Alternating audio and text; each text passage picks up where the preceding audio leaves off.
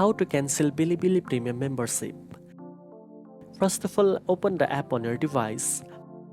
Once the app is open, tap on the Me icon at the bottom right corner to access your profile. From here, select Premium option to view your current subscription details. Here you will see your active Bilibili Premium membership plan. Tap on the Cancel Membership or Unsubscribe option. Follow the on-screen instructions to confirm the cancellation. Make sure to read any prompts about remaining membership benefits or billing cycles. Once confirmed, your Bilibili Premium membership will be cancelled and you will not be charged for the next billing cycle. You can still enjoy the premium benefits until your current subscription period ends. Now you know how to cancel Bilibili Premium membership easily.